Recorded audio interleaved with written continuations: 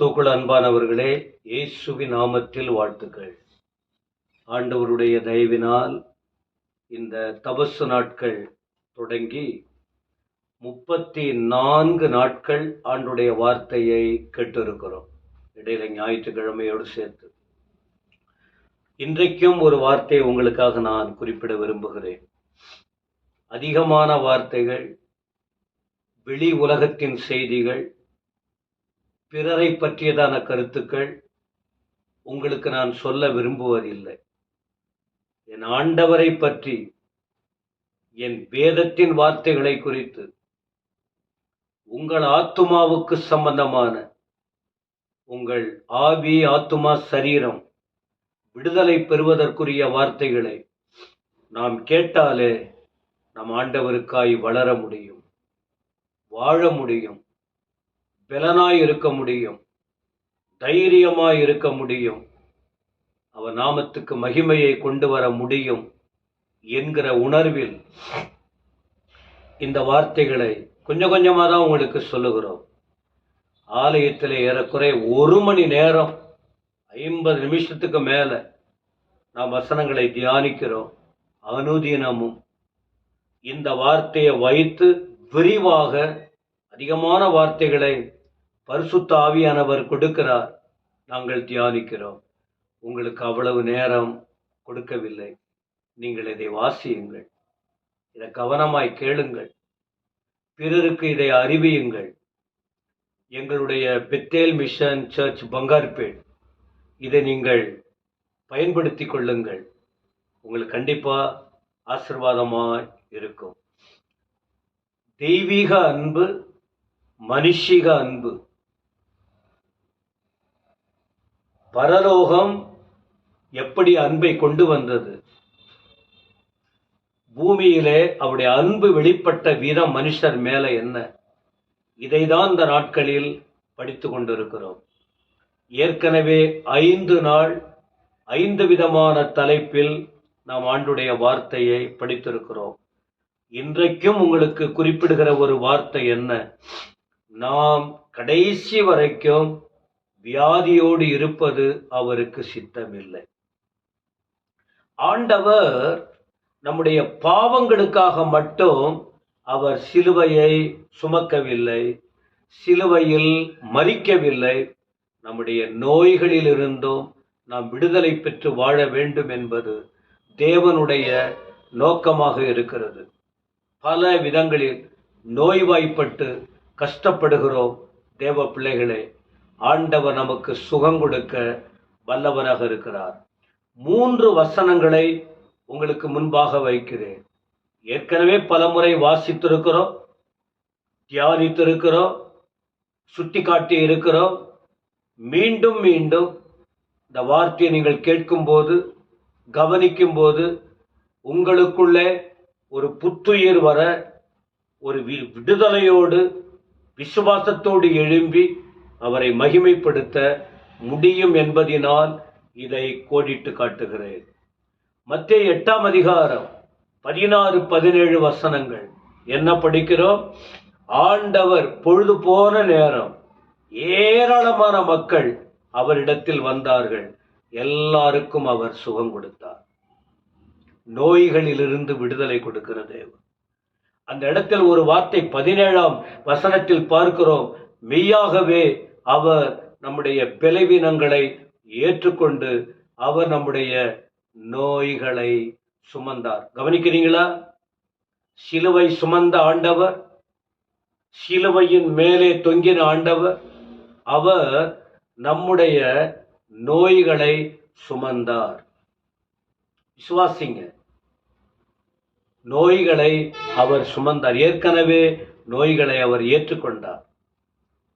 இன்றைக்கும் உங்கள் சரீரத்தில் இருக்கிற வியாதிகள், நோய்கள் எதுவாய் இருந்தாலும் அவர் ஏற்கனவே சுமந்ததினால், அவர் மேல நாம வச்சிட்டதுனால, நம்முடைய நோய்களை அவர் சுமந்ததுனால நாம் சுமக்க தேவை இல்லை என்பதை நாம் அறிகிறோம். 2வது, அந்த வசனத்தில் பார்க்கிறோம், ஏசாயா தீர்க்கதரிசி சொல்லி இருக்கிறார். என்ன சொல்லி இருக்கிறார்? 53ஆம் அதிகாரம் 4ஆம் வசனம். ஏசாயா தீர்க்கதரிசன புஸ்தகத்தில். இதேதான் மெய்யாகவே அவர் என்னத்தை ஏற்றுக்கொண்டாராம்? பலவீனங்களை ஏற்றுக்கொண்டு அவர் துக்கங்களை சுமந்தார். வியாதி எதை கொண்டு வருகிறது? பலவீனங்களையும் துக்கங்களையும். அதை கூட அவர் சுமந்திருக்கிறார் என்பதாக படிக்கிறோம். மத்தேயு எழுதுகிறார் நோய்களை சுமந்தார் என்று. ஏசாயா சொல்லுகிறார் துக்கங்களை அவர் சுமந்தார் என்று. ஆனால் பேதுரு எழுதுகிறார் நம்முடைய பாவங்களை சுமந்தார் என்று. 1 பேதுரு 2:24. அவர் நாம் பாவத்துக்கு செத்து நீதிக்கு பிழைக்கும்படி அவர் சரீரத்தில் நமது பாவங்களை, நம்முடைய பாவங்களை சுமந்தார். நம்ம அதிகமா வேதத்தை படித்து பார்த்தோம். நோய்களும் இருக்கிறது, துக்கங்களும் இருக்கிறது, பாவங்களும் இருக்கிறது. அதிகமான வியாதிக்கு காரணம், அதிகமான நோய்களுக்கு காரணம் பாவம் என்பதை வேதத்தில் படிக்கிறோம்.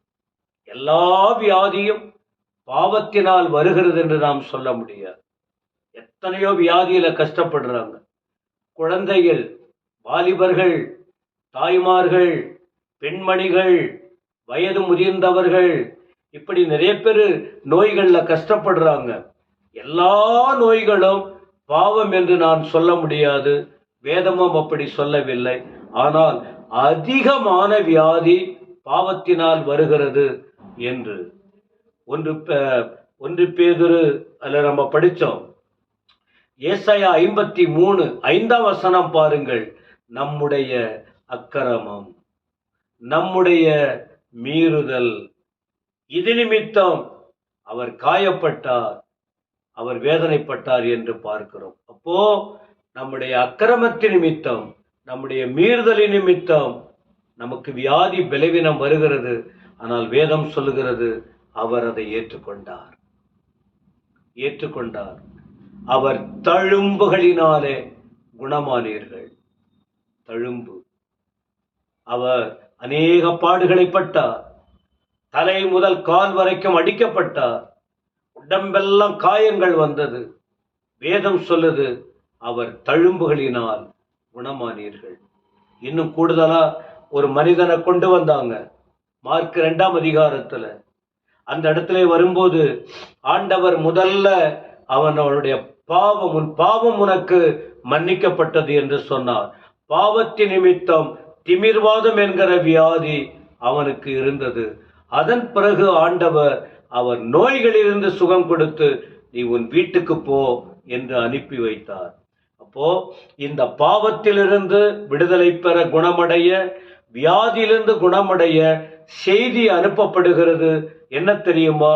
மனந்திரும்புங்கள், பரலோக ராஜ்யம் சமீபத்திருக்கிறது.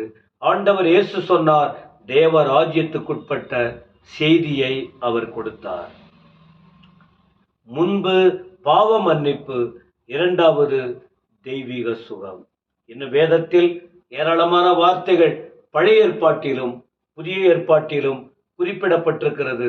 இந்த நாளில் உங்களுக்கு சொல்லுகிற வார்த்தை, ஒருவேளை தெரிந்து தெரியாமல் நம்முடைய முற்பிதாக்கள் அல்லது நம்முடைய கடந்த கால பாவங்கள் இருக்கலாம். கவலைப்படாதிருங்கள். ஆண்டவர் இயேசு நமக்காக சிலுவையில் மரித்தார், இரத்தம் சிந்தினார், இன்றைக்கும் உயிரோடு இருக்கிறார். நமது எல்லா பாவங்களையும், நமது எல்லா ரோகங்களையும், நமது எல்லா சாபங்களையும் அவர் ஏற்றுக்கொண்டார். நமக்கு விடுதலை கொடுக்க வல்லவராய் இருக்கிறார். ஆண்டவரை நம்புங்கள், அவரை ஏற்றுக்கொள்ளுங்கள், அவரை அறிக்கையிடுங்கள், அவருக்காக வாழுங்கள், அவருடைய வசனத்தில் வளருங்கள், சுகத்தோடு வாழ்வீர்கள். கர்த்தர் உங்களை ஆசீர்வதிப்பாராக. பரலோக பிதாவே, துதிக்கிறோம். இந்த வார்த்தைகளுக்காக ஸ்தோத்திரம், இந்த வசனங்களுக்காக ஸ்தோத்திரம். நாங்கள் ஆரோக்கியமாய் இருக்க வேண்டும் என்று நீர் விரும்புகிறீர். எங்க நோய்களிலிருந்து விடுதலை தாரும், ஆரோக்கியமாய் நடத்தும். துதிகன மகிமை நீர் ஏற்றுக்கொள்ளும். இயேசுவின் நாமத்தில் வேண்டிக் கொள்ளுகிறோம் பிதாவே. ஆமென், ஆமென்.